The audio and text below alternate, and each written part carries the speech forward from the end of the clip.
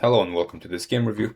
So this was quite a well played game by white, where black got a little bit too ambitious without developing the pieces, while white, on the other hand, developed the pieces quite well and it was possible to start the action, which ended up quite successful. So e4, e5, we have the scotch, and black takes this knight on d4, which is generally considered a mistake, because now white is able to develop the queen to a central square, and generally we are advised not to develop the queen too early, but the reason this is an exception is because this queen cannot be used by black to develop the pieces. For example, the knight cannot go to c6 anymore.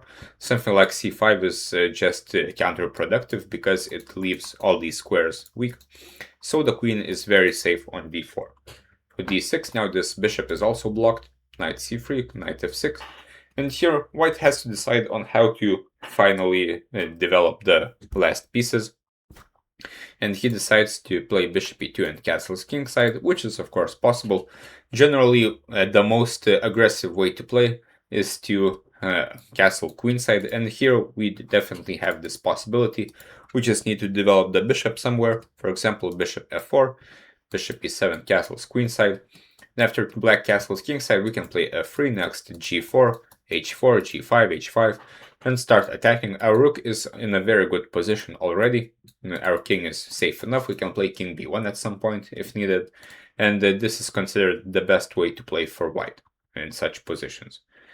The bishop e2, bishop e7, castles. Here, of course, white is still better, but now his advantage is not going to be an attack, but it's more so some space advantage. Rook d1, bishop f4, some easy moves, and black will have to develop somehow as well. So a6, bishop rook d1. This is of course a fine move, but I would generally prefer the rooks on e1 and d1, because now after this it's not clear where this rook will go. So when we're developing pieces, usually we cannot do this, but in some positions we can think about the position as a whole and think about where all the pieces belong. This way we could figure out that this rook should go to d1, this bishop should go to e3 or f4 or g5. Doesn't matter too much, but the rooks should go here. But this is fine. Castles, bishop f4, c5. And after c5, this makes white's job very simple because this pawn is now weak, and after the queen moves, it's very hard to defend. Black could play knight e8, but it's of course very passive, and even after e5, the reason black is lost is because his pieces are undeveloped and he cannot defend this. And after this, we can simply take the piece here. He can take here, but still our huge lead in development will win the game, because there is a fork threat, or this one as well, which black cannot defend from. So queen b6. Now white calculates for a little bit and decides that we can take the pawn. Sure, b2 is kind of hanging, but we don't really care about this pawn. After this, we are going to win some material. For example, if black takes and takes on b2, at the end we can take on c5, retaining a pawn advantage and also a huge lead in development. Not to mention, black's queen is in some trouble. Rook d8 is played, and here e5 defends the bishop and attacks the knight as well. There were even better moves, for example, the capture bishop takes c5, which would have finished the game on the spot, I believe. Now black cannot take with anything because of queen takes d8, for example. Here we can win our material back. To rook d8, black will have to give up the queen.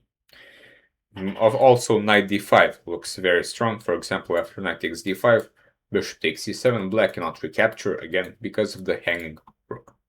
But e5 is of course fine. Now black plays knight e8, so the knight actually was not attacked because the pawn has to defend the bishop. So here the downside was that black could finish his development with bishop e6. Of course we are a pawn up, so we are doing very well. After this, white finds the very nice forcing move, the fork, knight d5, and now we are winning a full bishop and still continuing our attack. And queen b3 is a very nice pragmatic choice, forcing the queen exchange, and the endgame is completely hopeless for black. Of course, the engine would prefer trying to attack, like something like, I don't know, taking here, maybe improving the queen somewhere, bishop d3. Of course, everything wins at this point, but if we can exchange pieces while we're material up, this is technically the easiest way to play. And after bishop f5, we even found a hanging bishop as well. So, very well played by black. I mean by white. Badly played by black. And well done. Hopefully all of our games can be like this.